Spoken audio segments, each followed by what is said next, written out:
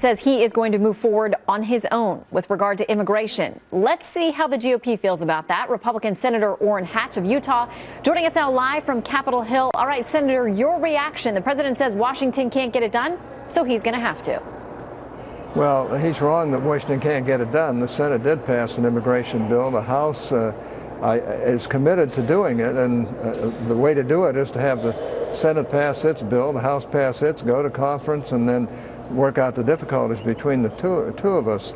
I think it's basically a real mistake for the president to just unilaterally do this by executive order, and I'm not sure he has the power to do it by executive order, other than he seems to ignore that particular legal distinction.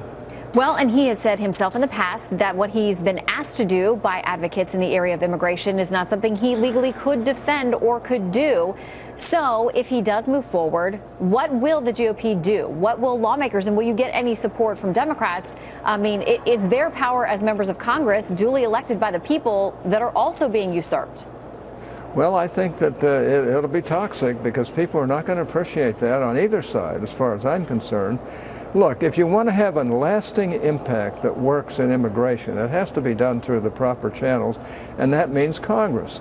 Now, admittedly, Congress has been dragging its feet and been a little slow on this, but the Senate didn't drag its feet, and the House is ready to act, and I think we ought to give them a chance to do it. It's the right way to do it. It's the legal way to do it. It's the constitutional way to do it, and the president, by acting unilaterally, acts like he's all three of those, all wrapped up into one. He's the Constitution, he's the judiciary, he's the executive, and that's not the way the Constitution operates. But you know, this president seems to think he can do whatever he wants to do, and we'll just have to see what happens. All right. So if you view, as many people do, including those of who were his supporters, I mean, I think of Professor Jonathan Turley, a legal specialist, who has been very vocal about the fact that this doesn't just impact this presidency, no matter who is the president, Republican, Democrat, Independent. This bridges a whole new sphere of executive power by this president moving forward the way he is. But what's to stop him?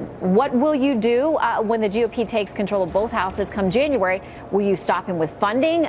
Will there be another lawsuit? What tools do you have, and is the GOP united in a strategy? Well, we'll have to see, but an executive order is only as good as the presidency, even if it's illegal, like which this one I think would be. You know, if you want a lasting impact, we've got to do it the right way. We've got to do it through Congress. I'm dedicated to doing that. I think most people are in both bodies. They just want to, they may have differences that have to be ironed out, but that's why you do it through Congress, so you can iron out the differences. These are the folks, the 535 of us are the folks that represent the people out there. Now, the president, he has certain rights, but he doesn't have a right to legislate from the Oval Office, and in this particular case, it seems to me he's way overextending himself. And if you really want something that's going to last and be worthwhile, and that the American people will accept and that we can all get behind, it's got to go through the proper channels in Congress, and not be just an executive order off the top of the head of the president. All right, very quickly before we get cut off, Senator, is the president trying to bait you? He's done that before. On the other hand, I think we've caught him a few times, but I don't fully understand why this president doesn't wake up and come up and work with us. We're willing to work with him. We're willing to try and work together in the best interest of this country. But he just unilaterally acts all the time. Even the Democrats are complaining. I mean, let's just be honest about it.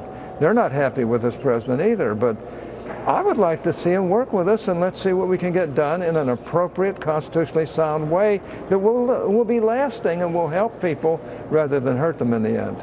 Well, as you have, I've heard complaints from Democrats on the Hill as well, who say they can't even get to sit down with him. All right, Senator Orrin Hatch, thank you for making time for us on such short notice. We'll all be watching tomorrow night to see what comes next. Thank you, sir. Nice to be with you. So Fox